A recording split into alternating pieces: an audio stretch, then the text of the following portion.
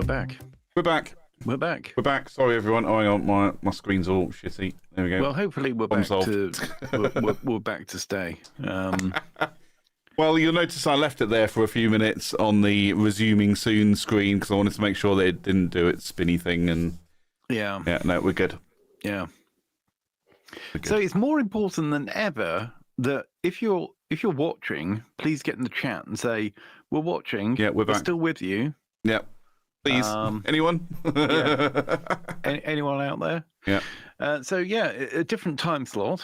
So far we completely cocked it up. Well, as I was explaining to you, Ted, my network resets every week anyway. I do a full reset of the router and all the Wi-Fi access points around here to make sure everything works fine and stays up to date, and it gets to do firmware updates and all that stuff, usually on a Tuesday night. But I guess today was a bit of an anomaly because I don't normally have to do that. But it seems to be fine now, so maybe I'll start scheduling an internet reset before we do the show on a Friday, just to be sure, just to make that part of the routine. Yeah. Which I can do, 100%. Yep. Sounds technical. I'll agree. Yeah, just nod and agree. That's fine. Yeah, nod and agree. Yep, good. And so we're back. New time. A short recap for anyone that missed the first part. I'm tired. Ted's tired. New time. There you go. That's pretty much it, right? Yeah. Pretty much. Oh dear. And now I'm hungry. Should have eaten something. Never mind. Yeah, I ate. Good. Yep. Good. Do you know what I haven't got here in the studio? I haven't got any snacks. No. I always have some snacks. I've got an empty biscuit tin. Mm-hmm. Well, that's no help. No. Oh, sorry. I thought there was more. You're like, I've got an empty biscuit tin. I'm like, yes. No, that's it. I've got an empty biscuit tin. It's empty.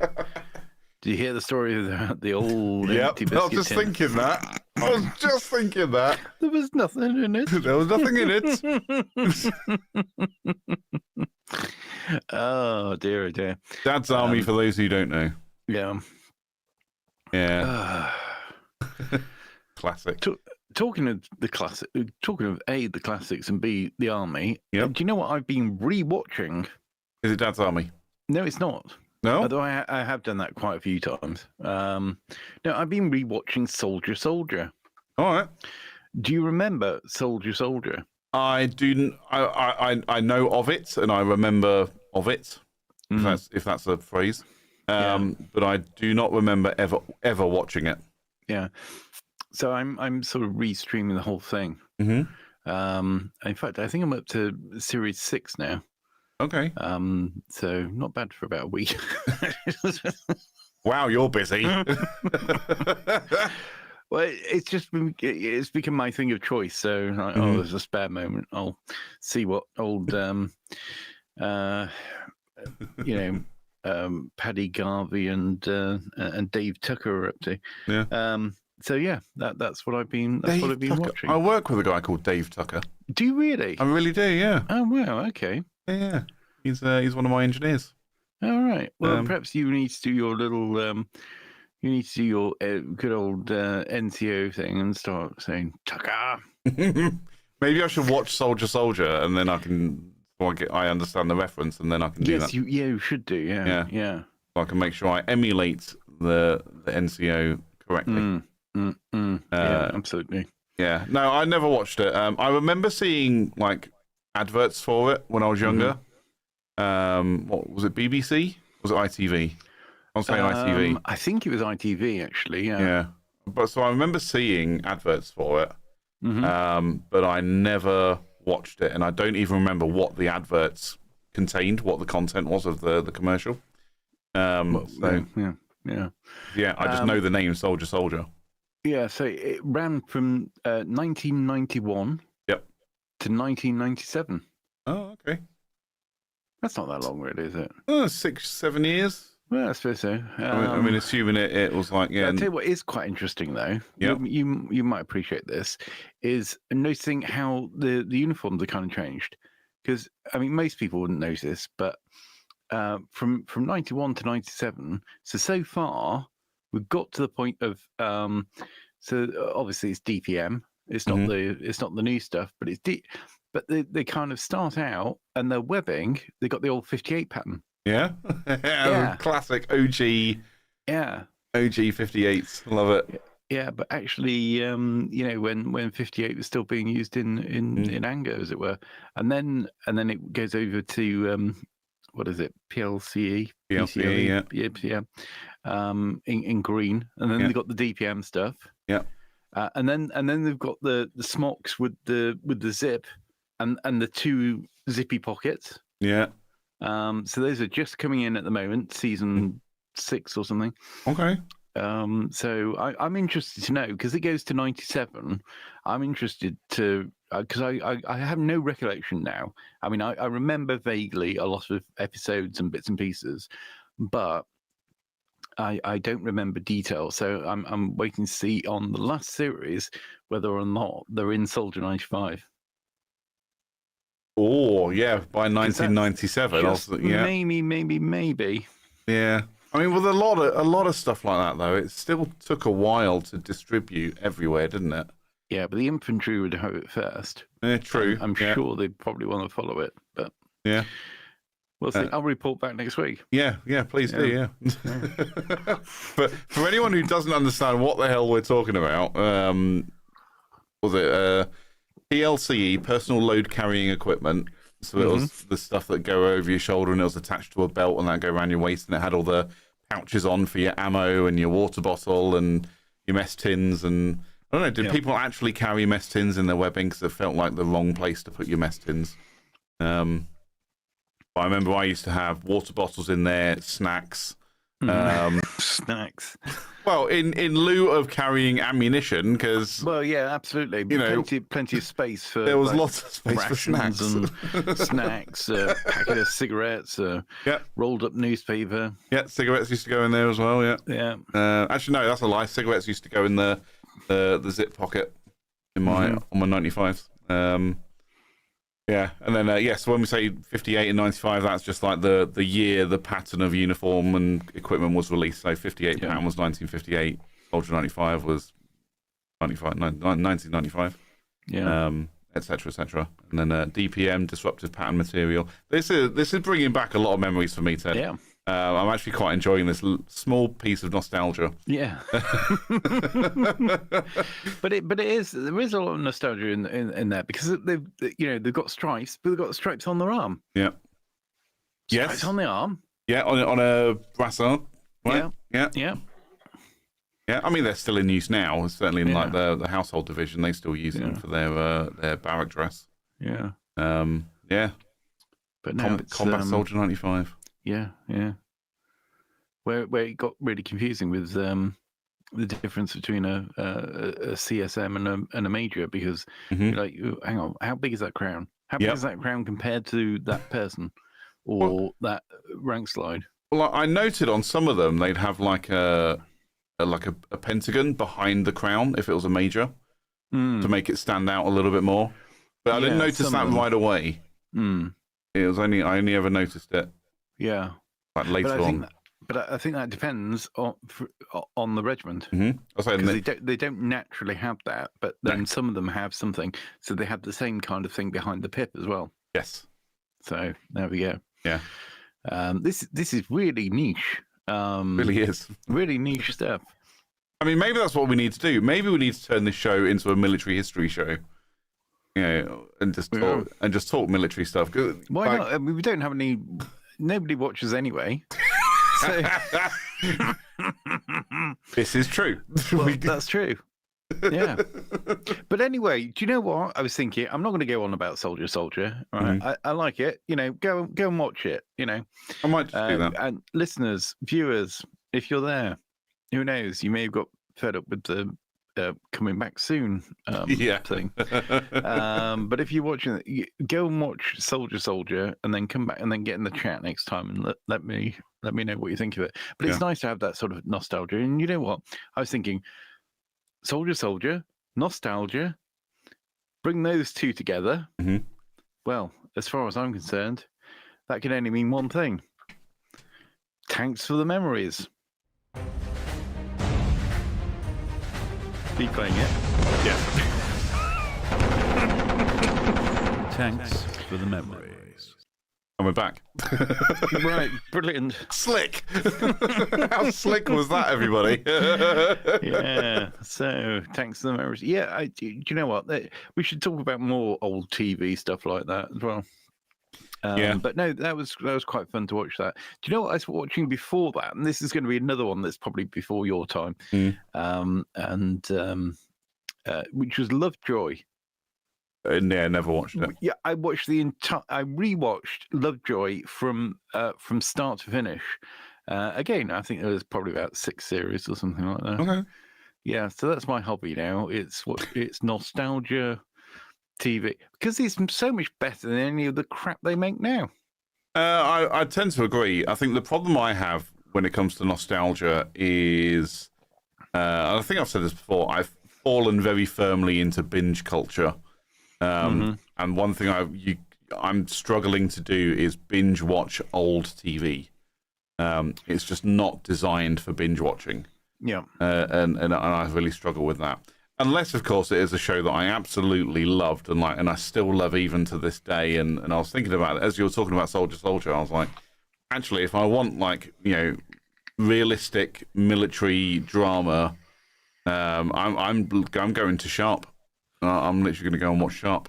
Oh, do you know what? That might be because I never really got into that, or I never really properly watched it. So I love maybe when I finish with Soldier, I'll go on to Sharp. Yeah, that's a good shout, actually. Sharp is a commitment, but Sharp is a commitment that if you just think to yourself, well, I've had dinner, I've put the kid to bed, whatever, and I've got a couple of hours before I go to bed, you can just watch an episode of Sharp. Yeah, that'll take up the entire time, and you won't achieve anything else. Yeah. But no, I love Sharp. Sharp is awesome. And yeah, it's one of them shows. Even though again, made in the 90s, I can just go back and watch it over and over again. Yeah. And the same with Hornblower. I guess it's just to do with the writing and the production. I just really enjoy it. Whereas I tried to go and binge another realistic historical military drama, Dad's Army. I did try and binge that once, and it was not good.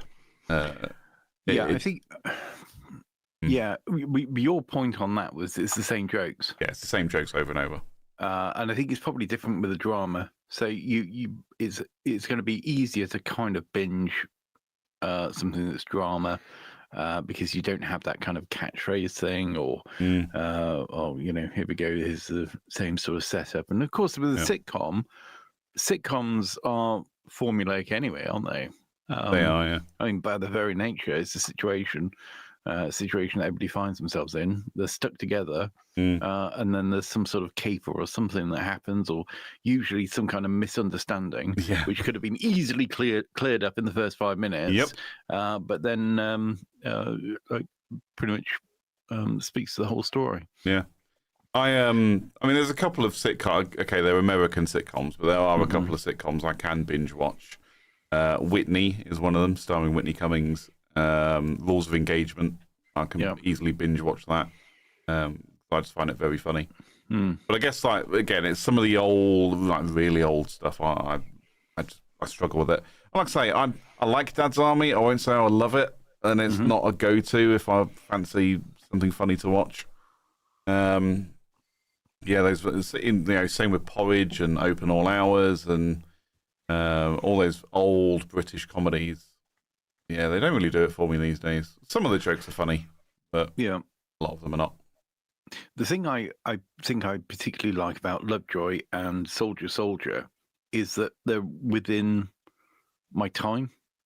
Yeah. But also old. So it's all relatable, but it's all, oh, look at that car. I've forgotten all about that. Or, it was, I don't know, just things that I remember. But like I say, with the uniforms, it's like, oh yeah, they got 58 pattern webbing. Yeah, I remember some 58. Get that wet, you were screwed. Yes, you were. Yeah, it was not waterproof at all. Just stuff like that, and like I say, cars on the street, and what people used to wear. Yeah. Not like long time ago. Like, I get that. I get with Sharp, that would be a good thing to watch, and I'll come to that. But that's not quite the same. No, it's not the same. You can have nostalgia for the first time you watched it, or maybe who you watched it with, or something like that. But yeah, I think something sort of. I think probably 90s is about right, really. That's the time I think. Oh yeah, it's good back then. Yeah, good times. I mean, TV that I watched when I was growing up, when I was able to, was Power Rangers. And believe me, I've tried to rewatch that, and it is not good. It is very cringeworthy. But again, it's a kids show, and I'm now an adult, so it's and I figured this bit out. Things that are generally meant for kids are not very good when you're an adult. Yeah, but that's because they're meant for kids. Yeah. And the other bit was, what was the other thing I watched? Oh, and anything else that I watched was whatever my parents wanted to watch. So, or maybe even Saturday morning cartoons. But even though if I ever catch a clip, or I'm just like, oh my god, that's bad. Talking of Soldier, there was another thing that was on around about that sort of time, and it was London's Burning. And I remember my parents used to call it Fireman. Yeah. Like Soldier. Wait, did they do the same with Casualty? Did they call it Doctor? No, they didn't. No, they called it Casualty. Yeah. Okay. So Casualty, I remember. Yeah, Casualty, I remember watching. My parents used to like watching Casualty. Yeah. I think you'd have to be a special kind of Casualty fan to go and watch that from the beginning. Definitely, yeah. Yeah. That'd be like trying to watch Coronation Street from the beginning. I was like, could you imagine? I was just thinking that. Could you imagine binging Coronation Street from the very beginning? Oh, Jesus. Especially as it's literally a continuing drama. So you've still got it to go. Like, for example, now if you could pick something else, you could go with like Brookside, because at least there's an end to it. Is there? Eldorado. Okay. Eldorado didn't last long. You could binge watch Eldorado. Okay, never watched it. Yeah, it was like it was the sort of like Brookside, but for Spain or something. Okay, Brookside for Spain. Okay. It was a Spanish soap opera. Was it actually a Spanish show, or was it? No, it was a British. It was all about expats doing things like eating full English breakfast in the sun and that. An all-day breakfast in the sun. Oh, I'm going to get hungry again now. Yeah, I'm still hungry. I've eaten. Yeah, I'm still hungry. So I find it's weird though when there was a show my mum watched, and I can't remember what it was now, but it was a British-made show, British actors, but it was based in Finland, and like all the characters are supposed to be Finnish, but you're just like, you're all talking with an English accent. Like, it was very weird to me. I can't remember what that was. Again, it was a cop drama, and they were all carrying guns, and because that was what kind of caught my eye. I was like, hang on a minute, these are British cops with guns. You know, like as if they were American or something. But no, it turned out they were supposed to be Finnish. If anyone knows in the chat, please let me know. I can't remember what it is. There's another one actually. Bergerac. Okay, never watched it. That's another classic from sort of 80s, 90s. Same sort of vibe. Again, cop show. Right. But that was based on a detective living in Jersey. Okay. Yeah. The old Great British tax haven. Yeah. Jersey. Yeah. That's Jersey, America, not New Jersey. Okay. Yeah. Yeah, the original. Yeah. That's it. OG Jersey. OG Jersey. OG York. Yeah. OG. What else have they got? New Jersey, New York. They've got loads of them. New England. You know, it's a whole space. You know, old England. Yeah, give it the whole thing. Yeah. Might be better than old England, actually. New England. It's got some nice places. Mm. They all talk funny out there, though. Yeah. Talk with weird accents. Yeah. Sounds like England. Yeah. Yeah. There's a comedy show for you. Get someone from New England with their New England accent and shove them in Liverpool and see if they can all communicate. Mm. We'll get somebody from England, send them to Liverpool, they won't be able to communicate. Well, yeah, there is that. Yeah, I've got to be careful with that because I work with a couple of Scousers, and we do communicate very well. Right, most of the time. Yeah, in written form only. Yes. Yeah. Well, occasionally he'll. So like, there's one guy I work with, and he'll start throwing out all sorts of like analogies for things. He'll be like, "Oh, learning to do something is like trying to drink from a fire hose." And I love some of the analogies he comes out with. They are really good, and I feel like I'm slowly learning the skill of, saying this is like doing something completely unrelated, but also quite humorous at the same time. But occasionally he'll say something, I'll just be like, "What did you say?" And he'll say it again. I'll be like, "Slow down. I'm English. Or I'm not Scouse. I don't understand what you're talking about." Makes him laugh. So yeah, we have a good relationship. Yeah. An alternative to that could be you could make up sort of like Family Guy cutaways. Yeah. So you could you could be chatting away like Peter Griffin, and then just say, "Yeah, this reminds me of the time that just make up some like weird stuff that you did." Yeah. That'd be funny. See, that would be funny if I could actually then do a cutaway, like in real life. Just show a cutaway. That would be really funny. Yeah. Well, you wanted to do a YouTube channel with recreated cutaways. Did I? That was one of your ideas. Was that one of the ideas? Okay. Yeah. I mean, it just goes to prove I'm definitely an ideas guy, but I clearly have not delivered this. No. I mean, I've had loads of other ideas since then. I mean, I don't remember coming up with that idea. I definitely didn't write it down. So, but I've had many ideas since then. Yeah. None of which have been delivered. So, yeah. Like, hang on.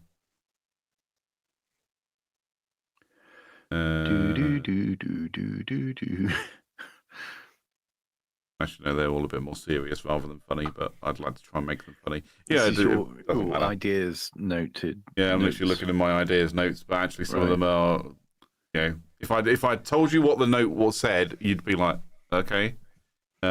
Obviously, just things like, okay, so I went to Glasgow a couple of weeks ago for work, and literally I've lost sleep since that trip because I lie awake at night going, did I just make myself look like a complete twat throughout the whole day? Right. Throughout the whole event that I was there for. It's like, I mean, I was there on time, that was fine. But then I spent most of the time sitting there going, I have no idea. You asking me questions I don't know the answer to. And then we all go out for lunch. Everyone goes in one direction. I've gone in a different direction, and then I'm the last one back from lunch. And everyone's sat there waiting for me, and they even go, "Oh yeah, we're waiting for you." And I'm like, "Okay, sorry." And literally, I lose sleep over that shit. So now I'm like, "Can I make a YouTube video out of that?" Yeah. And I'm even thinking of like animation style as well, because I'm really getting into like drawing and stuff for my university course. I have to do a lot of like artistic type stuff, and now I'm like, well, maybe I could turn this into an animation type thing. Yeah. Like I say, it's all ideas, and I write the ideas down. Am I going to deliver it? I think we all know the answer. The problem, yes. It sounds like me. But the problem is the time it takes to create an idea, minimal. The time it takes to actually get something done is a great deal more. It's much more. Is always going to be the problem. If I had a team of people who could deal with all my ideas, then that would be a lot more productive. Oh yeah. I would just think of something and then somebody else can do it. And I'll be thinking of something else. Yeah.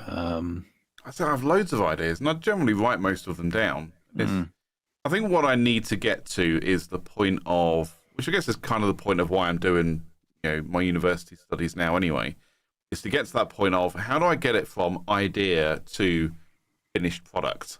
And it's like I can sit here and generate ideas all day. Especially once you get into that space and your mind just starts running away with you with ideas. You're just like, right, and then I take voice notes, especially if I'm really in a flow of ideas. I'll just start recording and be like, right, there's this, and then there's this, and then that could happen, and this could happen, blah, blah, blah, blah, blah, blah.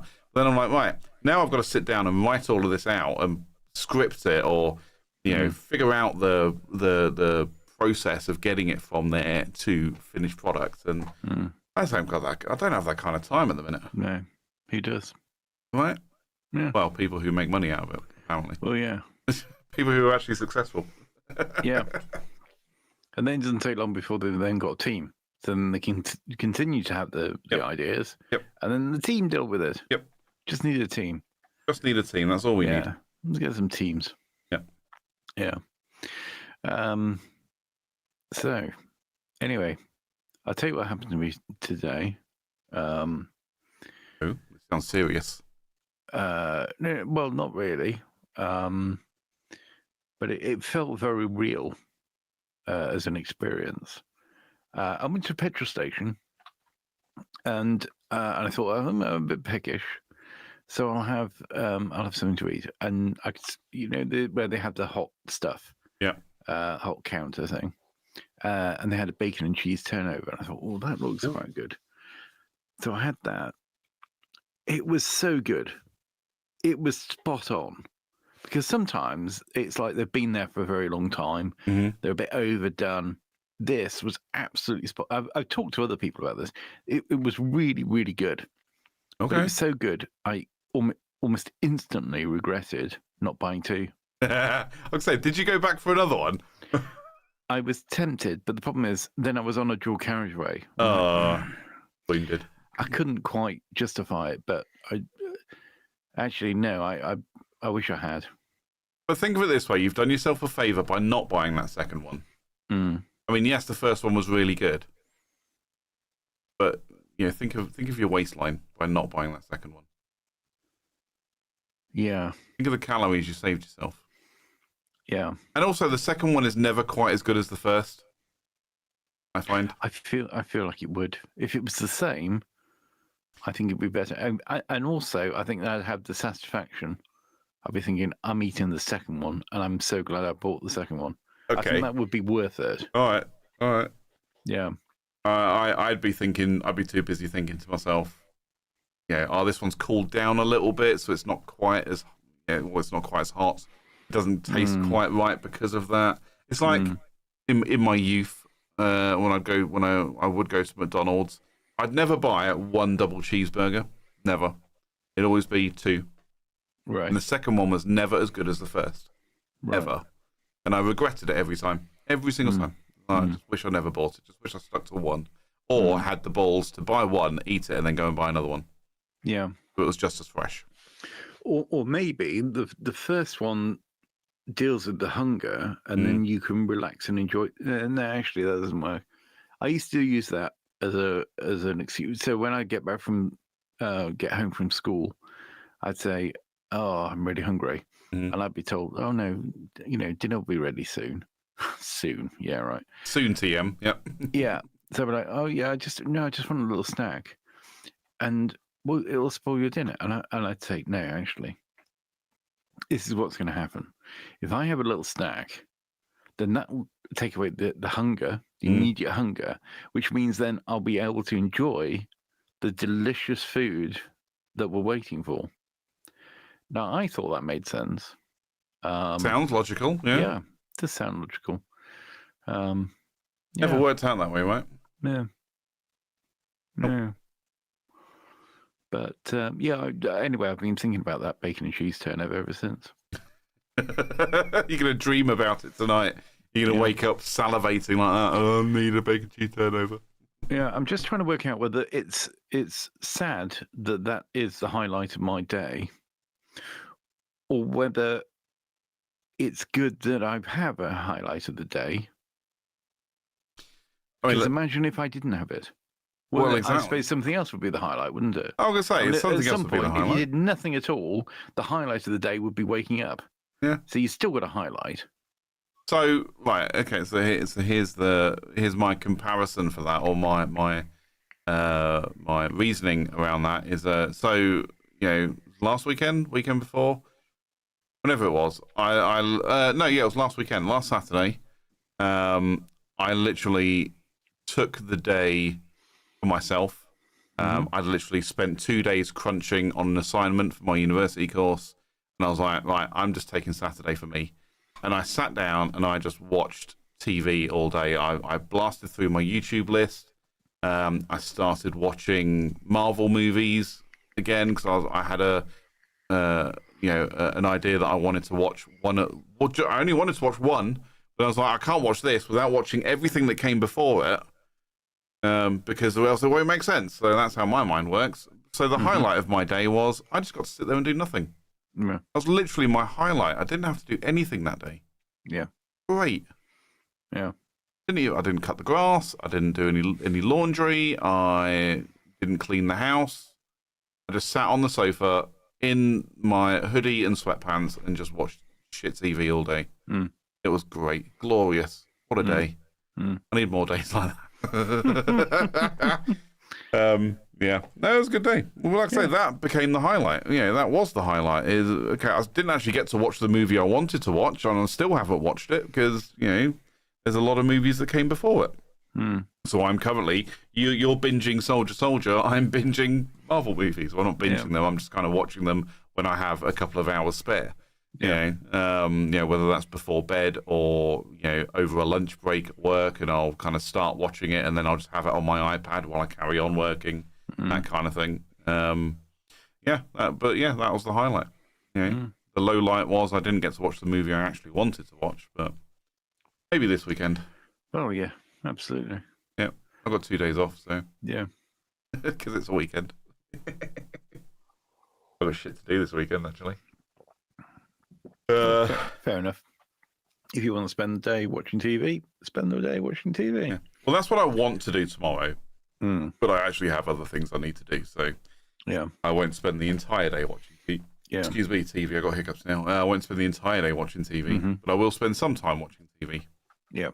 Or watching movies. So, Yeah, that's allowed. Yeah, I was talking to the other half about that earlier on. I was like, the next in my Marvel movie watch list is Doctor Strange. I like Doctor Strange. It's a good movie. And I was like, no, but I've got to do some stuff for university. I've got to do some stuff for some work things that's happening next week. I've got to do some preparation work around that.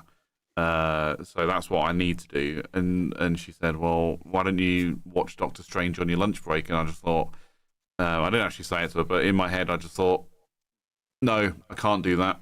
As soon as I put that movie on, I ain't moving off the couch. Because it's Saturday. I won't move. No, I want to do all my work stuff first, and then I'll go and watch Doctor Strange, and then if I have time, more movies after that. And then I'll do all my laundry and gardening. And actually, I won't do gardening this weekend because it's going to rain. So, Is it? Yep, no gardening this weekend. Yay! Yay. But I'll do my housework and stuff on Sunday morning. So I love being an adult. Can you tell? Yeah. Well, the thing is, as long as you're able to take a break and, like you say, take a day to do that. If you were a woman, you'd be calling that self-care, I think they call it. I'm a man and I call that self-care. Yeah, I know, but it comes across as just laziness. It is also laziness. Oh, yeah. I am very, very lazy. I work very hard to be lazy. Now, I remember the last job interview I had, I said, probably, I think these exact words, almost verbatim, I work incredibly hard at being lazy. Yeah. And the person interviewing me kind of looked at me, and I then went, in business terminology, I am efficient. And he kind of looked at me and went, yeah, all right, I get that. And so I then told him the story about when I was living in my flat, the only flat I've ever lived in. I literally took a cupboard. There was like a double cupboard under the sink, and I wanted to put a dishwasher in because I fucking hate doing the dishes. Hate it. Yeah. So I took the cupboard door off and I hacked. There's a little baseboard that goes underneath it, and I hacked that with a saw just to get rid of that. Went out and bought, a cold water pipe splitter for the cold water, so I could run a pipe. Because one went off to the washing machine, the other one had to go the other way to the well to put in the dishwasher. So I had to go do that, and I had to plumb it all in and leak test it and all that stuff. All so I could put it in the dishwasher, so I didn't have to do the washing up anymore. Yeah. I worked really hard for a whole weekend just so I didn't have to do the washing up. Like, to the point that everything I'd used for that week and that week it just was on the side by the sink. I didn't want to wash it up because I knew I was putting a dishwasher in. I was like, I'm not going to do this. I'm going to use the dishwasher. Yeah. And I worked really hard to get that thing installed. That's always I love that story when it comes to telling people how I'm efficient. I put in a lot of effort for, what would probably seem minimal outcome, but has many long-term benefits. The downside of that is when I then moved to a place that didn't have a dishwasher or room for a dishwasher, I was back to washing dishes by hand. And then, because I hate doing the dishes that much, I then went out and spent money on a countertop dishwasher. So a little box, probably about as wide as my chair. And probably about as tall as from my shoulder to the top of the chair. That sat on the counter. And you filled it from the top with a jug. And it had a little waste pipe that came out that I then put into the sink, so it would just run straight down into the sink. And that was my dishwashing solution in my last house. Did it work? It did, yeah. It worked quite well. I mean, the downside of it was very small, so I basically had to use it every day. Right. Because it was so small. It wasn't so like my dishwasher now, where I live now, again, pulled out an crappy old dishwasher that doesn't work. I had to redo some more plumbing stuff because for some reason the one that was in there fed off of the hot water, not the cold. So I had to buy another pipe splitter to split out the cold water to go from the tap to the sink and then into the dishwasher. Again, put in a lot of effort to make that work. Bought new fittings for the drain pipe under the sink to make sure the dishwasher could go in there. Because again, don't know how they did it before. There wasn't one there. So now I have a big dishwasher again. But I don't use it every day. I use it maybe at the most twice a week, depending on what I've cooked and how much stuff I've used. I try to keep it down to like once a week. But when I've finished with something, it doesn't live on the side by the sink. It goes in the dishwasher. And then when the dishwasher is full, I turn it on. It's efficiency. Well, I was watching a thing. I can't remember what it was exactly, but it was an argument for having two dishwashers. So the argument being that you have a clean one and a dirty one, and this would swap. So basically what you do is you use your dishes, put them in the dishwasher, but you have the other dishwasher you take stuff out of. Oh, so, I know what you're talking about. Yeah, so rather than taking stuff out of the dishwasher and putting it in the cupboard, you just take it straight out of the dishwasher. And then you don't have anything in the cupboards. That's genius. It gives you all the cupboard space. You just have two dishwashers. Kind of genius. Yeah.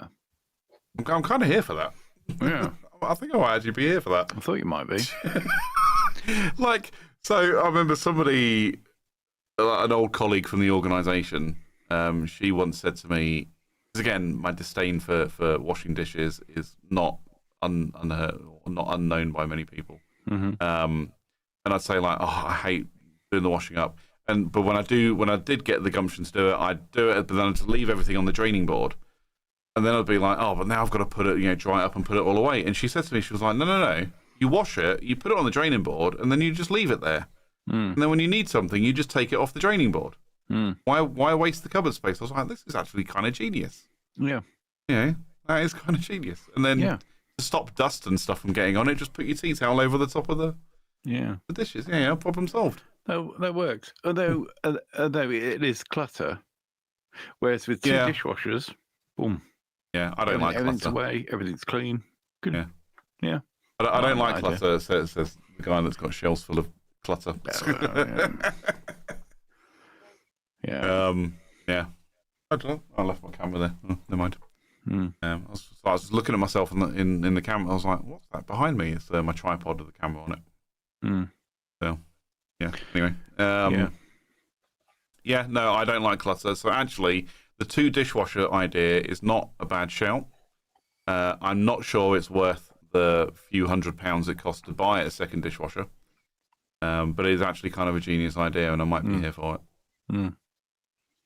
The trouble with that, though, I think that would rely on using the same things all the time. Yep. Whereas, my, pots and pans, crockery varies from week to week. I don't always have the same meals. I don't always cook the same stuff every day or at the same time every week. So, like at the moment, there's a giant casserole dish in my dishwasher ready for the next cycle, because that's what I use to make popcorn. Right.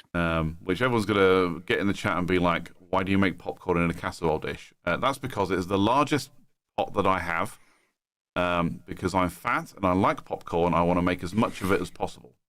Mm-hmm. So I use my casserole dish for that. Right. Yeah. Well, on the hob. On the hob, yeah. Mm. Yep. On the hob, put the lid on. Obviously, it has a lid, so you put the lid on and yeah, Bob's your uncle. Yeah. Popcorn. Fair enough. Takes a few minutes, but it's fine. It's like the only time I wish I had a gas hob rather than an electric or ceramic hob. Ceramic hobs take a little while to heat the pan up, whereas gas is just it's there, done, you're ready to go. Like, yeah, I think the benefit with gas is not so much the buff; it's there already. It's you can switch turn it off. Yeah, yeah. You just turn it off and the heat is gone. Yeah. Whereas ceramic, that's another thing. It's that I'm getting pretty good actually at kind of timing when to turn the ceramic hob off, to still then use the residual heat to keep the food cooking. And as it kind of boils down or kind of slows down a little bit, I'm like, right, it's ready now. And then pour it out, or whatever it is that I'm doing. I'm getting pretty good at that. Yeah. I still prefer gas though. Yeah. Much prefer gas. Yeah. But hey, I rent the place. Beggars cannot be choosers. Well, yeah. As they say. Well, they do say that. Yeah. But yeah, that's my bit on efficiency for today. Be efficient, everybody. Yeah, and you can be lazy, just disguise it as efficiency. Yeah. Hey, CJ, should we have a cat of the week? Sure. Let me hit the button. Hang on, let me find my cat. You get the cat ready. I've got the cat ready. Hit the button. Cat of the week. Meow meow. Meow meow.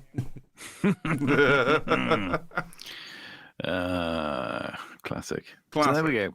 Here's our cat of the week, but it's also a little challenge for us, as it says there. What would you name him if he was your cat? And for listeners, I should point out that we're looking at a mostly white cat with little grey bits. Quite a pretty looking cat. Blue eyes. Blue eyes. I'll say those blue eyes Very are quite blue striking, eyes. aren't they? Yeah. Yeah. White cats with kind of grey bits and striking blue eyes. Yeah. Would you say it was very a fat floofy cat or just very fluffy? It looks very floofy. Yeah. It's the neck that gives it. I mean, that's my excuse. Yeah. When people think I have a fat neck, I go, no, it's because I've got a beard and it's floofy.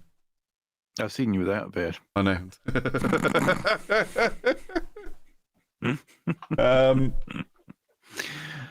Yeah. So anyway, what would I name him if he was my cat? I mean, what would you name him if he was your cat, Ed? Do you know, I'm not sure. It might be something to do with his appearance. So something like Snowy. Snowy can work, yeah. Who's Snowy? Snowy's the dog, Tintin's dog, isn't it? Probably, yeah. Yeah, Tintin and his dog Snowy. Yeah. There's a white dog. Snowy, yes. Chalky. Yeah. Thinking Mickey Blue Eyes. Yeah. That was a movie starring Hugh Grant many years ago. I've never seen it. I vaguely remember that. Yeah. It was Hugh Grant and I want to say James Caan, And it's like James Caan. The bit that I remember is in the trailer for it, James Caan is trying to teach Hugh Grant how to talk like someone from Brooklyn or something. Yeah. Right. Yeah. By saying like, "Get the hell out of here" or something. Mm. And then Hugh Grant tries it and butchers it, and then they end up in this argument of how to pronounce the word here. Mm. So yeah, Yeah, Mickey Blue Eyes. Mm. If ever I had a cat that was incredibly fluffy like this one, I would absolutely just call it Baron von Wigglefloof. Okay. Don't ask me why. Just it's a name that's been in my head for many years, and I've always said if ever I end up in that scenario, Baron von Wigglefloof. Excellent. And I might just call it Barry for short. Yeah. Because of course, as we all know, Barry is short for Baron. It's not. It's really not. Oh, there we go. So, is anybody in the chat? If you're in the chat, what would you call that cat? If you're in the chat, what would you call the cat? Hey, that rhymes. It does. You're a poet, and you didn't even know you were making those words rhyme. Yeah, that's right. Yeah, so there we go. Yeah, I think maybe. Yeah, what else was I thinking? Snowy cloud face. Well, he hasn't really got a cloud face, has he? Looks a bit like a sheep. Sean. Sean, yeah. Sean the sheep. Yeah. Yeah, I don't know. I don't know if I can top Baron von Floofen. I'm sure you could if you tried. I'm sure you could if you tried, but that might take some time. Ideas don't just come out. Actually, no, they do come out of the blue. Perhaps all these animals, particularly ones like that who look quite regal, should be ennobled like you have. If you're going to hand out Baron, all sorts of peerages and titles we could give to cats. See, I was just trying to think of something for it could be Duke someone, and then all I came up with was the Duke to Pomfret from Don't Lose Your Head. Right. Well, the old Carry On movie, Carry On, Don't Lose Your Head, based on the French Revolution. Yeah. The Duke to Pomfret. I mean, me saying it more isn't going to make you remember. No. Duke or I mean, you said regal. Yeah, I guess could have noble. Or I was thinking prince, but then I was like, prince what? Yeah. Prince Fluffy Pants. Yeah, Prince Fluffy Pants. I was thinking Prince Fluffy Britches. Yeah, Fluffy Britches. I was thinking Prince Cuddle Fluff.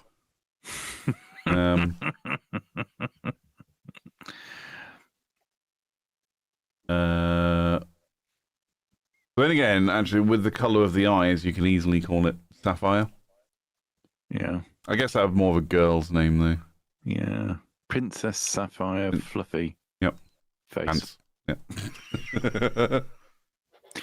Fluffy bloomers. Yeah. I've also said if ever I have a cat, like a black cat that has white feet, it is being named Socks. Right. Because it looks like it's wearing socks. Yep. In case you didn't pick that up. Yeah. Socks would absolutely be the name for that. Mm-hmm. I think I've discussed it here, and I've spoken to someone about it recently. Like, if ever I got a dog, I'd really want a beagle, and to call it, or actually to get 3 beagles and call them Athos, Porthos, and Aramis. Right. So 3 musketeers. Yeah. Musket hounds. Yeah, 3. Yeah, dog, and that was it. I could then get a 4th. There was maybe something completely different and call it Dogtanian. Yeah. So with Dogtanian and the 3 musket hounds. Mm. That's a disappointment. What, my singing? I know. Sorry. Yes, it is. No, I was going to say the program itself. Yeah. I rewatched that recently. It's not good, is it? It is poor. Yeah, it is very poor. Poor animation, poor storytelling. Yeah. But then again, it was a kids' show made on a shoestring budget, like many kids' shows when we were growing up. Mm-hmm. I I mean, one of my favourites when I was growing up was like Hong Kong Phooey. I mean, I'm pretty sure you're not allowed to show that show anymore. You know. Oh yeah, well, I mean everything's racist, isn't it? That's it, because everything's cultural appropriation and all that nonsense. But I used to love Hong Kong Phooey. I remember going. I think I found some clips and stuff on YouTube, and I was like, "This isn't good. This is actually terrible." Yeah. But my favourite character out of that show, surprisingly, was not Hong Kong Phooey. It was actually his sidekick, Karate. Right. Batfink. There's another one. Yeah, Batfink. Do you remember Batfink? That's a good show. Yeah, and his wings were his wings are like a shield of steel. That's it. Yeah. Wicked. Yeah, it'd be shot at and they go ping, ping, ping off his bat wing. Yeah. Yeah, Batfink was good. Yeah. Now I'm just like, right, what other cartoons did I watch as a kid? I mean, I watched all the Hanna-Barbera stuff. You know, Johnny Quest, Flintstones, Scooby-Doo. God, there's so many of them. So many Hanna-Barbera shows. Yeah. We used to have, what do we have? I think we had Top Cat. That was good. Yeah, Top Cat was good. We used to have, like, I'm sure it was a Johnny Quest VHS back in the day. VHS tape of Johnny Quest. But before the show started, it was like this whole, commercial, for Hanna-Barbera shows, and it like just went through all of them, and they like did like this kind of medley of theme tunes as well. Thinking like, think about like the Grease Lightning Mega Remix song or whatever from Grease. They did something similar with that, and it was like, the Scooby-Doo theme, Johnny Quest, Flintstones. What was the other one that I just mentioned? I don't know, whatever. But yeah, they were all there, and I was like, I used to love those shows. They were great. Yeah. They've all evolved now, though. I don't know if Johnny Quest is still on. I used to really enjoy Johnny Quest. It was like, Kid Super Spy before Kid Spies were really a thing. Yeah, I didn't really recall that one. Never watched that one. Used to watch the what was the one with the one in set in the future? Jetsons. Yes, that's it. The Jetsons. It's the only kids cartoon I could think of that was possibly futuristic. Yeah. Jetsons. Yeah. Yeah. What else? Johnny Bravo. Love Johnny Bravo. I watched a video on YouTube the other day of like some guy in an airport, and he's got a big Johnny Bravo blonde wig on and the sunglasses and everything. And he's just walking around an airport acting like Johnny Bravo. I know what you mean now. Because I couldn't quite remember that, but yeah. Yeah, he's the one who used to go, and he was a complete womanizer, and again, just wouldn't be able to get away with it today. Yeah. He would absolutely be Me Too'd. Inspector Gadget. Yep, Gadget. Go, Gadget, go. Go, Gadget, go. I used to love the theme tune for that. I think that's really what got me with a lot of these shows, was the theme tunes were what drew me in as a child. And then I just ended up enjoying the show, because they'd obviously dot the theme tune in throughout the show as well, and be like, there's the theme tune again. Gadget was one of them. Freakazoid. I don't know if you ever saw Freakazoid. Super Ted. Super Ted. Yeah. Banana Man. Pinky and the Brain. Yeah. Danger Mouse. Danger Mouse. Powerhouse. Wherever there is danger, he'll be there. Yep. Count Duckula. Yeah. Count Duckula was a good one. Yeah, I loved. See, Duckula was definitely top 5, along with Danger Mouse. Sorry, I haven't trimmed on my mustache today, and it's tickling my nose. Okay. That's why I keep blowing my nose like this. Yeah. In case anyone was Sharky and George. Bex, thank you. Sharky and George. Welcome. Who was Sharky and George? Sharky and George were the crime busters of the sea. They were detectives. Right. Okay. Yeah, they were under the water detectives. Sharky was a shark, and George was not. I can't remember what George was. It was a fish of some kind, but yeah, they were crime fighters. The crime busters of the sea. Sharky and George. No, I don't remember that at all. Okay, fair enough. No, after my time. Yeah, I was gonna say, it's definitely me as a child, Sharky and George. But Yeah. what a shout, Bex. That's amazing. Do you know what I quite like, which is a little controversial? No, not that. It's I forgot what it's called now. Peppa Pig. Never seen it, and Yeah. I don't think I ever will. Yeah. I have no interest in Peppa Pig. I think, if you don't have children, it's it'll pass you by. But yeah, Peppa Pig, I quite like that. But people don't like it. They say, I say people, I mean adults. Adults don't like it. But the thing is, they've got an issue with Peppa Pig as the character. Okay. They're like, oh, she's just a whiny pig. But no, I don't mind. That doesn't put me off.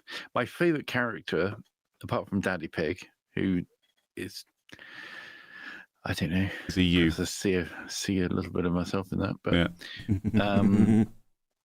is what's he called? Pedro Pony. There's Pedro Pony, who's like sort of a bit of the Joker. He's like the is he the class clown? He's like the Dave Tucker of the Peppa Pig world. Is he like the class clown? Yeah, a bit like that. Right, okay. I'm with you. Doesn't quite get it right, you know. The kids shows that I watch now, and I say now, I haven't actually watched one for a little while because I got rid of Netflix. But on Netflix in the UK is Teen Titans Go, which is based off of the cartoon Teen Titans, which was like an anime show, which was based off of the Titans, who are DC superheroes. Robin and Cyborg, Raven, and some other characters, for those that aren't sure. Teen Titans Go is 100% a kids show, but there's enough nostalgia and Easter eggs in that show for me that I really enjoy it, and I just find the show really funny anyway. I think that was the last kids show I actually watched. Yeah. And if I ever get Netflix back, that's probably the first thing I'm going to watch again. Excellent. Followed very closely by Brooklyn Nine-Nine. Right. I love Brooklyn Nine-Nine. Yeah, Teen Titans is one of your favourites, and also one of the favourites of my 9-year-old son. So there we go. Yeah. Shares where you you are. I have no shame. I don't care. I love this show. It is so good. Like it's not bad, but the thing that confused me was because I kept on thinking that the what was it, the one with the cloak, Raven, is like a ghost or a skeleton, but it's not. It's just like a normal person, but yeah. They put the cloak on and they just look a bit weird. So you have to look at it as when they put the hood up and their face goes black and all you see is their eyes. That's the shadow from the hood. Yeah. It took me ages to figure that out because I was just like, that's really weird. Yeah. Because then all you can see is their eyes and the mouth. Yeah. And then when they take and I was like, oh, it must just be like the shadow caused by the hood. Because I thought it was some magical thing. It's like, no, it's just it's just a shadow. But they do all sorts of different things, and like even different animation styles, and in different episodes. It is actually quite good. Yeah, it's quite good. I find it really entertaining, and like I say, when they do some of the more interesting episodes, like you say, they do one where I think it's like one of the bad guys is control freak, and he's like, "Oh, this is what you looked like, 5 years ago or whatever," and we didn't even get to see a final season or something, and it cuts to the original Teen Titans when it was more the anime style. I love that show. That was so good.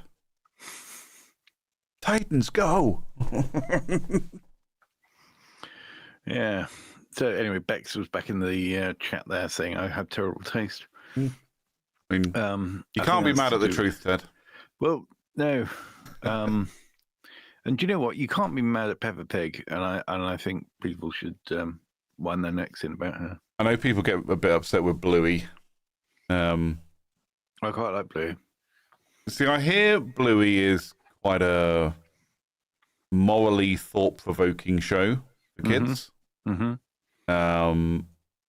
apparently they've tackled some like quite sensitive issues in Bluey. I think it's certainly the person I don't speak to many people about this. The person I've spoken to about Bluey just says, I hate the accent. I'm like, okay, fair enough. The Australian accents are okay. enough to put them off. Right. Well, I mean, apart from like that sort of casual xenophobia about Australians, I think it's actually quite a good show. There's the there's a YouTuber called something Oddballs. Oh, you know what? Who did a really good video about Bluey. Yeah, that's where I learnt all the morally moral stuff. Yeah, there you go. There you go. So I discovered the Odd Ones Out for myself a couple of weeks ago, and I can't stop watching. Like right. I'm at a point where I want to go back to his very first video and just start watching from the beginning. Right. Like I've watched all the Sewerway stories, and actually, and to be fair, I've actually looked at a lot of his stuff around character animation, and that's where this whole animation idea has kind of come from for some of these stories. Yep. I'm like, well, that's what he does. And I'm like, maybe I could do something similar, just different. But he's got a Netflix show as well. Yeah, it's called Oddballs. Yeah. Yeah. Yeah, seen it. Yeah. Loved it. Yeah. But also, again, I came out of that and went, this is quite clearly a kid's show, but I really quite enjoy it. Well, yeah, why not? And he's got a crocodile. That's it. Talking crocodile called Max. Yeah. Yeah. I have, I know, when it arrives, I will have to show it to you. Right. So I ordered, as part of my collection of YouTuber plushies, which you can't see on the camera right now, but up on the shelf up there are some, let's say, collectibles, like some of the merch from other YouTubers and other things. So I've got a Reginald von Cluck from Grey Still Plays. There is also a Fat Gus from Mark Rober. Actually, that's it, to be fair. There's a couple of other game-related plushies up there. Yeah. But I've ordered a James plushie from Odd Ones Out. I ordered that on my birthday, actually. That was my birthday gift to myself. And it hasn't arrived yet. It did say like 3 to 4 weeks shipping. So that was 2 weeks ago. Yeah. Not that I've just outed myself on when my birthday is or anything, but whatever. I mean, fancy that. We actually found some sort of cultural references that we actually share. Right. Knowledge of. That's something, isn't it? That is something. I'm pleasantly surprised by it. I really enjoy the Odd Ones Out. The whole like I say, the whole animation thing. I was like, oh, that's a good idea. I might try and use that as some inspiration. So then I started watching some of his videos about like the kit that he uses, how he does the animation, how he recycles drawings, and I'm like, actually, this is really interesting stuff, and maybe this is what I need to. And then I watched a live stream that he did years ago. It was like a video on demand from VidCon. And again, he goes through his kit, he goes through the writing process, goes through the recording process, working with other people and what tasks he assigns to them and all this kind of stuff. I was like, that is actually really useful information to me as someone who wants to dabble in animation at some point when I get some time. It will probably turn into another, well, I've tried it and I've done it and I'll just move on to the next thing. Yeah. But, I love that kind of stuff. I really do. And it's like, I've got an iPad, I can draw on it, so why not just use that? Yeah. Yeah, if I really want to draw something, I don't have to buy anything else. I already have stuff to do it. Just have to find time. Yeah. Do anything I need. Yeah. Oh, well. Yeah, the Odd Ones Out. Yeah. Love the Odd Ones Out. Yeah. Not sponsored. No. but do still go and check it out. Yeah, go check out the Odd Ones Out. It is really good. It is really good. Surprised that he started while he was still in university, in college, as they call it over there. And but still going today. Yeah. Well, I just realised something. I mean, talking about not having much time, we didn't have the time or thought, in fact, to change, because we've been on the screen now for an hour and a half nearly. Yeah, I forgot to mention it earlier. It's my fault. Well, I did that other one. I did the thumbnail. You did the thumbnail, yeah. Yeah. And then right below us, we got misinformation. Yeah. So this is real misinformation on YouTube. It's going to get blocked. No one's going to be able to watch it. Yeah. Starmer will send us to prison for this misinformation. Yes, indeed, we are every Friday, but we are now at 9 p.m. UK time. That is 9 p.m. UK time. And then when we have an absolute cock up when it comes to the tech, we'll then be every Friday at about 9:15 as well. Yep. Yeah, every Friday, precisely 9 p.m. ish. Yeah, on the dot. On the dot. Yeah, no, I spotted that as soon as we started. I was like, it's too late now. I'm not going to mess around with that. No. But you can do it afterwards when we're done with the show for today. Yeah. So yeah, but yeah, 9 p.m. 9 p.m. is a good time. I just need to not get up at 5 a.m. on a Friday. That's my real problem today. I didn't sleep great last night, and then I had to get up at 5, and now I'm just like exhausted.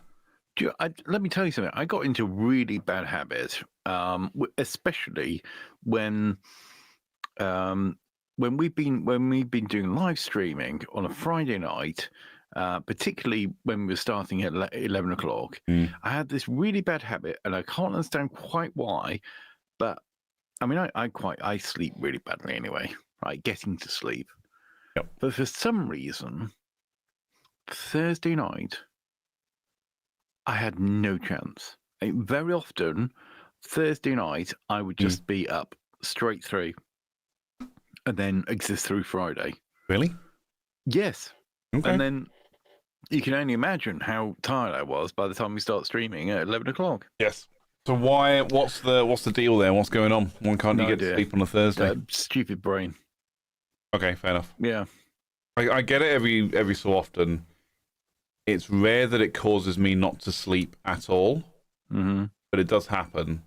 But what usually is I'll go to bed at a reasonable time, and by reasonable times like 10, 11 o'clock-ish, after watching a TV show, and then I'll feel myself getting, I know I've said all this before, I'll feel myself getting tired, and I'll go to bed, but by the time I've, gone upstairs, gone to the toilet, brushed my teeth, gotten into bed, etc., I'm then just wide awake. Yeah. And I'll lay there for a couple of hours wide awake. Yeah. And a couple of times it's been like, you get to that point where I'm like, it's like my alarm's going to go off in like less than 6 hours. Now I'm panicking because I'm not going to get enough sleep, which then keeps me awake longer. And then I get to a point where it's like, okay, my alarm's going to go off in 3 hours' time. I'm just going to get up. I'm just going to get up again and just go and do stuff, and be productive. But it is almost as though, like, there's, after not sleeping very well, then there's one night where there's absolutely no sleep whatsoever, and you just continue through, and that's like a reset. Yeah. Because at the end of that day, boom, you're going to be out like a light. Yeah. And then you can get back into some sort of semblance of order.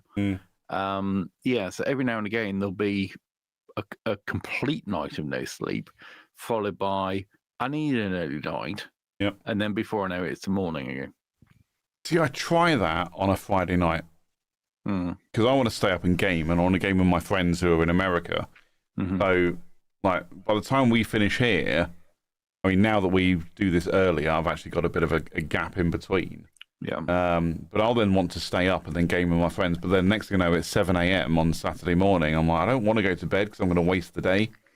So I'll stay up and I'll try and do stuff, but I'll end up napping on the couch or something. But then I'll get a really good night's sleep on Saturday night. Yeah. Which works for me. And just for reference, I'm not doing that tonight. As soon as we're done here, I'm going to bed. I'm so tired. And I've got, like I said, I've got shit to do tomorrow that I want and could probably do with being focused on. But yeah, it's really odd. I try and force if I try and force myself to do it, I can't do it. Yeah. But if it's like naturally occurring that I just can't sleep that night, well, I can't sleep that night. Never mind. Doesn't bode well for working the next day, I have to say. Yeah. It then means that I'm hanging out my arse the next day, and I'm not being useful or valuable because I'm so tired I don't even know what fucking day it is half the time. No, I get that. I'm trying to do other things though, like drinking like herbal tea before bed, and about an hour before going to bed, have a cup of herbal tea. I'll say herbal tea, red bush tea is what I tend to drink. But I have in my shopping cart for this month's grocery order is Twinings Sleep, which has got like chamomile and apple and other stuff. And a friend of mine said it really helped him. So I'm like, you know what? I'll give it a go. And for like £2.50, I'm not going to complain if it doesn't work. So I'll give that a go. But that won't be until like week after next when I get my shopping in. So, but yeah, I find sometimes drinking a Red Bush tea will help. But again, if I'm just wired, I'm wired, and I just won't sleep.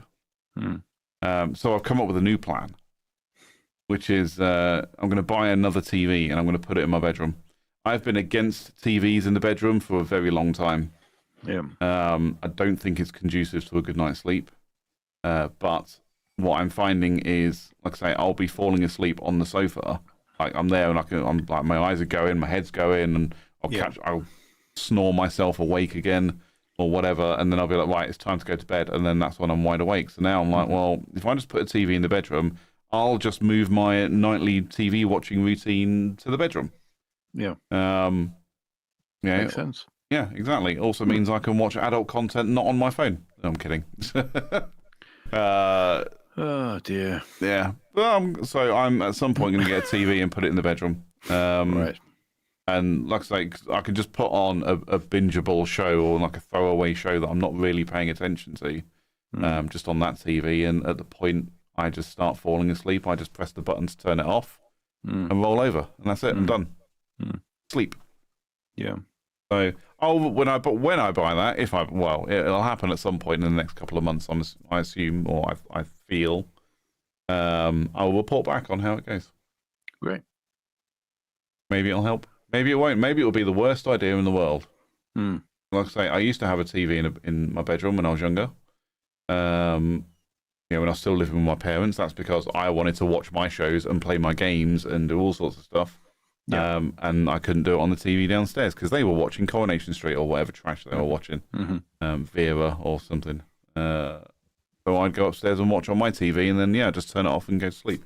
It wasn't good. I don't think I slept very well when I used to do that, which is why when I moved out of my parents' house, I went, well, I have a whole place to myself. I don't need a TV in my bedroom. So I just kind of stopped doing it. When I moved in with Romanik, the TV I had in the flat then went into the bedroom there. But what I found was I was never using it. I'd literally just be like going to bed and that was it. Because again, he and I like the same stuff, so we'd end up watching the same shows or the same movies, and it was cool. So I never used the TV in my bedroom. So and the other part of it was I didn't want to be that housemate that has a TV in his room and is keeping the other person awake because I'm watching TV, and I'm like, this guy's a paramedic. I don't want to keep him awake. He needs his sleep. So I never used it. Just never used the TV in my room, so I got rid of it. Actually, it went into the loft, and then when I moved out of that place, I plugged it in to test it, and it didn't work, so I just got rid of it. Okay. And then bought a new TV, and I still have that TV today. And that was 3-4 years ago. See, where it's just me, I wouldn't even turn the TV on, really. No? No. Because if I want to watch something, I watch on my phone. Okay. Sometimes it's quite nice. Like in the studio, I've got a big TV. But in reality, I would just cast the whatever I'm watching on my phone onto that. Yeah. And then probably just play games on my phone whilst watching TV. Well, that's the measure of how good a show or a film isn't it? Is how long before you then pick up your phone and start, doom scrolling or playing games or something. Yeah.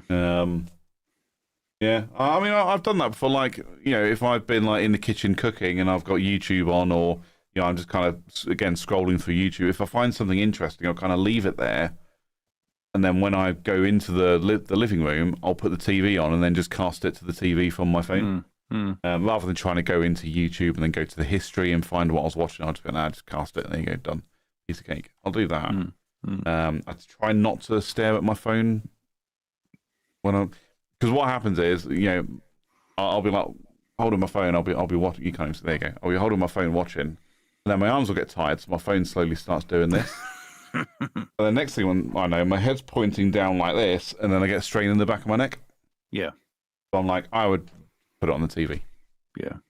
put on TV. See, and again, I'm into watching movies and watching TV shows. That I don't say they require a bigger screen, but they're just better on a bigger screen. Yeah. I think the most I probably do at the moment, if I'm not using the TV and I do want to watch something, which, as I alluded to earlier on, when I'm working, I'll put something on my iPad, which sits next to me in the office. So while I'm working, I'll just kind of glance over to it, and if I miss something, if I'm watching like YouTube videos and I miss something where people are laughing, I'll just like double tap, go back 10 seconds or whatever, and watch it again. Yeah, that's good. Back to work. Talking of different types of screen, though, at what point are you likely, if at all, to adopt the VR headset? Unlikely. I'm not sold on VR.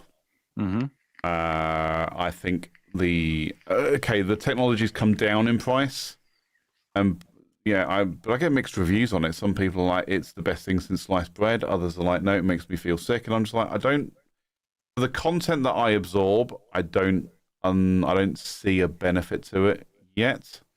I think the only thing that would cause me to get a VR headset is if I really got back into like flight sims and driving sims games. But even then, I'm like, I much prefer a fixed screen. I'll tell you, I went. I took my son to the RAF museum. Not the one. I mean, we've been to it. Yeah, we've been to the one down in Hendon. Hendon, yep. We have been there, but no, went up to Cosford. Okay. So RAF Cosford, there's a museum there, and so we went there, and one of the things they had there was a VR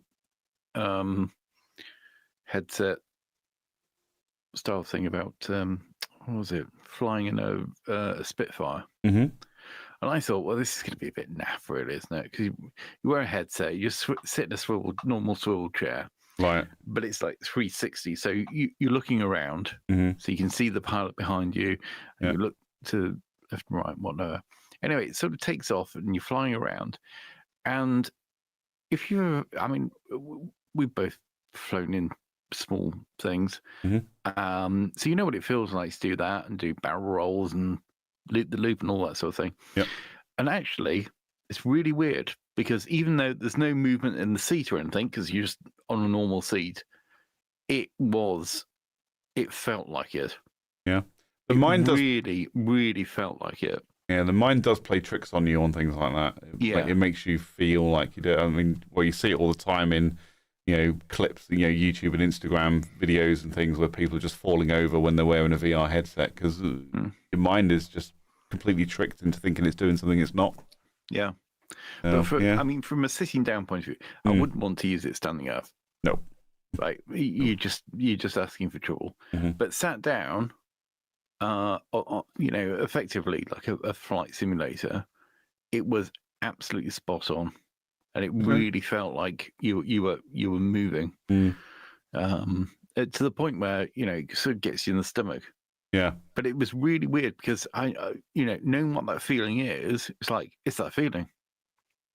Maybe it's more than a feeling. Maybe it was more than a feeling. Anyway, okay, maybe I'll be taking a trip to Cosford at some point then. Yeah, maybe around July time, perhaps. Yeah, maybe. Okay. I think that's it though.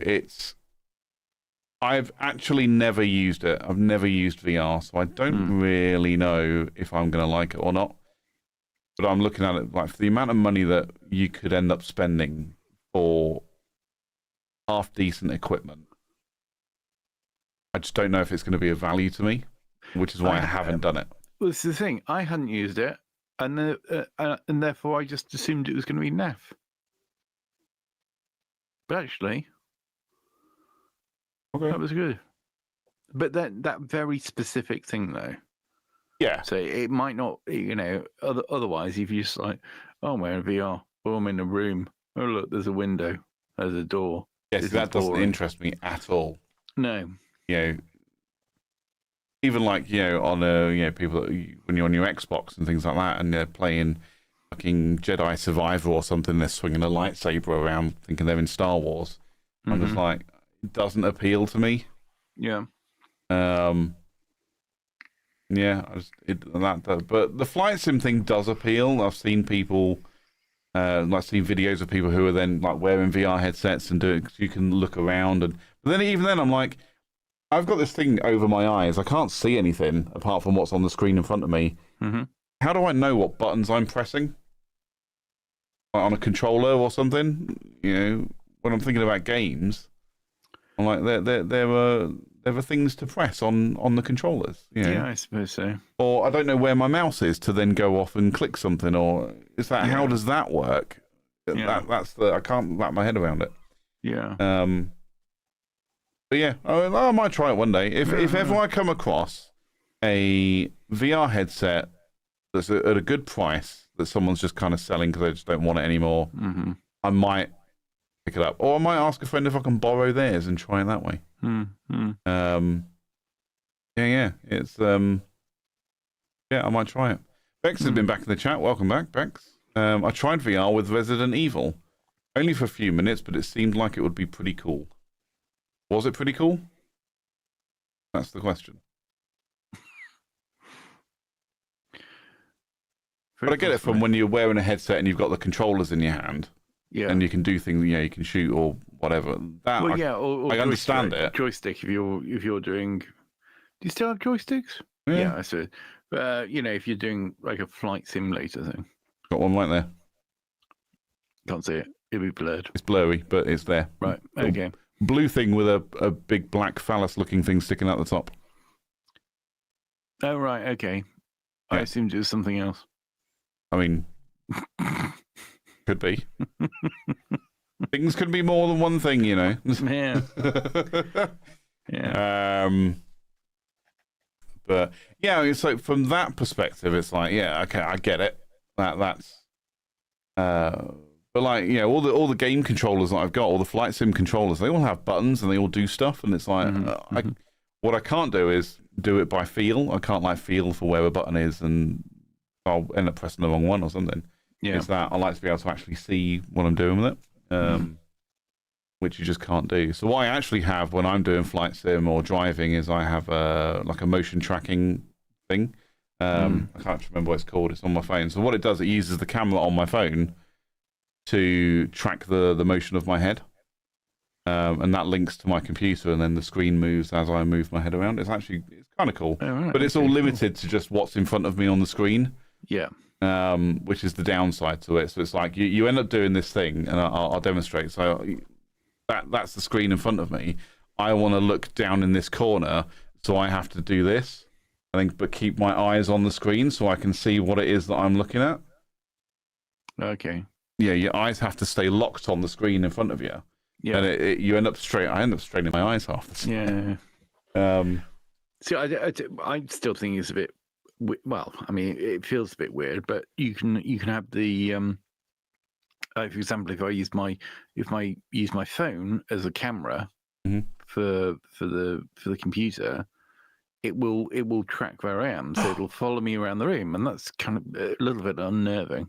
My camera here has had an update, and it can do that now. It can actually do a couple of interesting things, and I'm going to do it because I'm going to show you because I find it really funny. I think it's pretty cool. I just got to find the right thing. Hang on.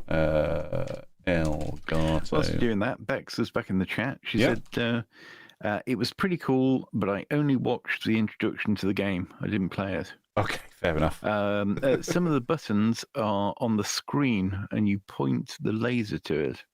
Okay. Oh well, there you go. There's a way. Yeah. So I've now got face tracking on here. Oh. So I've just turned it on. Hopefully it will work. But if I shift out, there you go. Oh, yeah. Oh. Yeah, right. So that works. And then there's also now a thing on here called eye contact. Now I remember Microsoft advertising this thing ages ago with their latest Windows devices. Yes, I think I know what you. So when you're like looking down at your screen, it uses AR to put your eyes up to the camera, so it always looks like you're making eye contact. Now I'm gonna demonstrate here. Oh, hang on, no, please run. There we go. So I'm looking at you now. I'm gonna look over here. Look, You see, my eyes are staying with you. It's freaky. It's so freaky. Oh, it's so good though. I saw it. I was like, it just made me laugh. I turned it off now, so because it's stupid. Yeah, that's weird. Yeah, it was very weird. But there you go. Yeah. But we'd have some fun with that one. Yeah, maybe technology's gone too far. I mean, for pure entertainment value, I love it. Purely on entertainment value alone. But yeah, I would never use that in like a Teams call or anything because it's just freaky as hell. Yeah. So yeah. Yeah. Not least because it will cut out like it did there. Yeah. It sort of cut out for a second, and then all of a sudden you're looking in a different direction, and then you're looking back. Yeah, it glitches. Everyone will be like, "You okay? He's tweaking over there. He's tweaking." Oh, yeah, it's good. Good shit. Oh, sorry. Oh, get myself comfortable. I love this now that I can move around and the camera doesn't wobble. It's so good. Stops you from moaning anyway. So. Yeah. Yeah. Doing podcasting and then coming away feeling quite seasick that can't be right. Well, no longer a problem. Yeah. And the problem has been solved. This case is solved. There's classics, the Pink Panther movies. Or Inspector Clouseau. But also another classic cartoon. Yeah. Pink Panther. I have a DVD of like all of the Pink Panther cartoons, like the classic ones from whenever they were made. Yeah. Again, that was another one. I tried binging it and couldn't do it. Even though they're like 10-minute cartoons, 5-10-minute cartoons.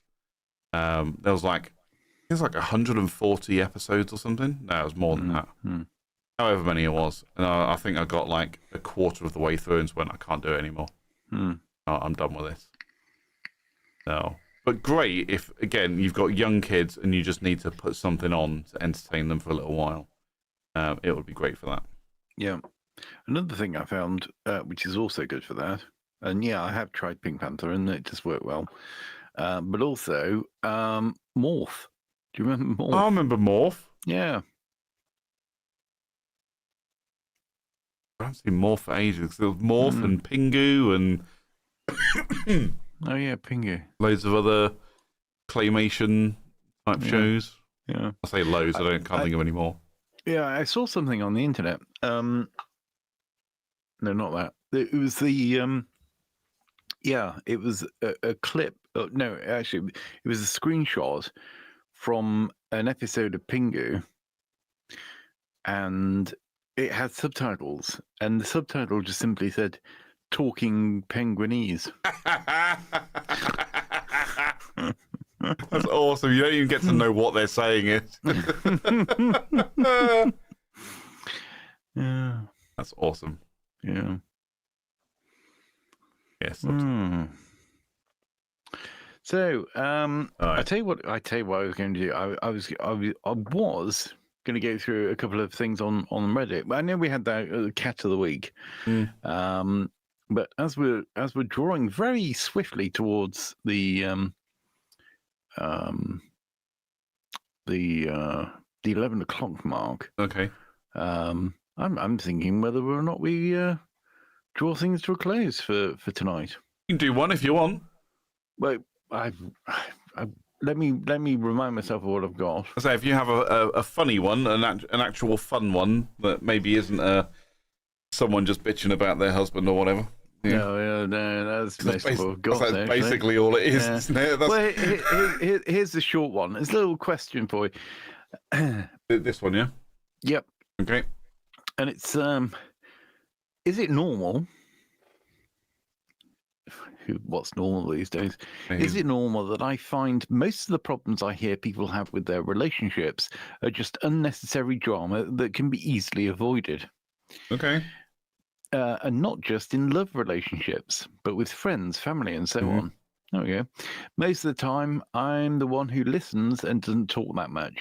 What I noticed when someone is sharing the problem they're having with another person is the problem could have easily been solved if they would just be honest with each other. Also, a lot of the time, people are just bothered way too much about the stuff that is unimportant or doesn't affect them at all.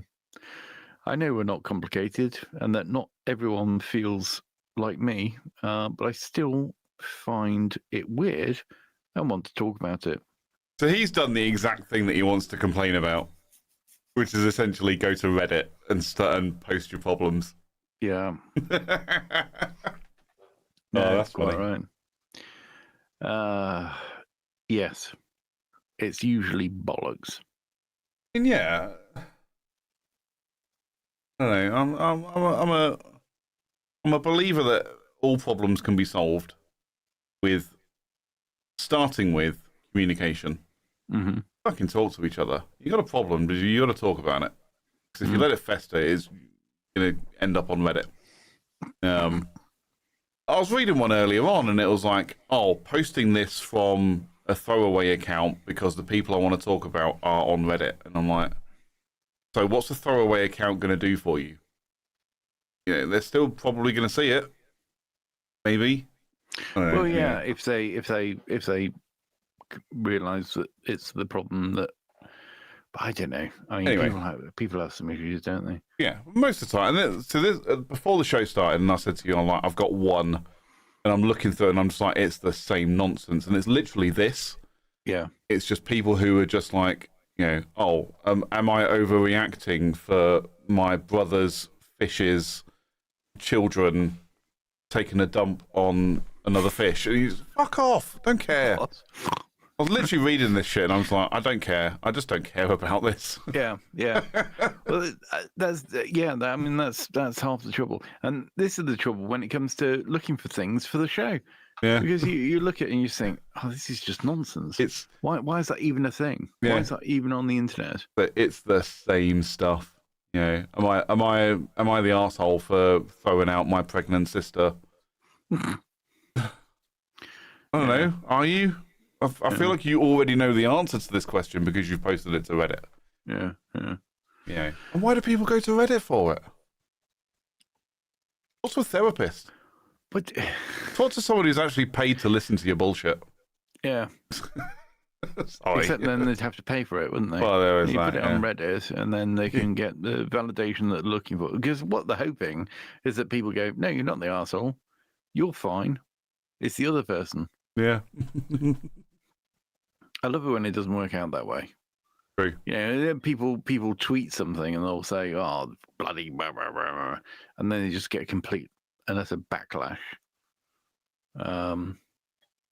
Yeah, I think if you make somebody delete some comment about something, or make somebody delete a post, then you've done the Lord's work. Because maybe they've gone, oh, actually, no, I'm in the wrong here. Yeah. No, I'm going to pretend that never happened. Yeah. Yeah. What was it? Because we had that one a few weeks ago, and it was the guy who was. Oh, it was the girl who fessed up to the guy that she used to be a sex worker. Yeah. And I'm like, again, I just remember reading that and we spoke about it, and I think even at the time I was just like, if you're posting that to Reddit, you clearly have a problem with it. So you either need to talk to her about it and get over it, or you walk away. Yeah. What he was actually doing is posting it on Reddit to get other people to say, nah, leave, go. It's literally people looking for validation on Reddit. Yeah, they're just looking for somebody to basically have their opinion so they can go, okay, it's not just me then. Yeah. But, I mean, you've got to be true to yourself and true to your values. You know, if it truly bothers you, I mean, like I say, for me, first thing is, you got to start talking about it. Not to Reddit, to the person that's, you know, involved. And then decide whether you actually want to stay or go. Yeah. Anyway, sorry. That's me. That's me basically just completely dumping on everything that we do here when we look at Reddit, trying to find things to talk about. That's true. Yeah. Sorry. Yeah. Or being here in the first place. Yeah. Why are we even here? Yeah, we just have to validation. That's why we keep on saying, "Hey, get in the comments." Yeah. Get in the chat. Get in the chat, everyone. Yeah. Because we're deeply insecure. Flawed people. Yeah, we're insecure. Deeply insecure. We need validation. Yeah, we do. So, validate us, internet. Yeah, but we don't get it. Yeah, we don't get it. But there we go. There we go. Look at that. Yeah. And now we can wrap up, I think. I think we can probably wrap up at this point. Yeah, sorry. Although there was what that did make me think of something there. I'll go. But how we perhaps we don't get the validation we want, but there is a way of doing it on what's now been billed as being on easy mode.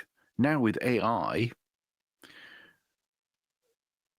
in terms of how we come across in it visually, and in what's the other thing, audio, we could use AI to turn ourselves into two very gorgeous young ladies, except for the fact that we'll probably still be talking about Soldier and Pingu, and that might not be quite the thing. But yes, so there we go. There are ways in which we could increase our engagement by pretending to not be us. Oh, that's a good idea. Yeah. I think that's a good idea. Maybe that's the way ahead. It's the absolute opposite of the advice that people often give, which is just be yourself. Yep. Well, maybe that's where we've gone wrong all these years. Maybe it is. Well, anyway, folks, sorry about the early technical issues. Yeah, my fault. Yeah, entirely.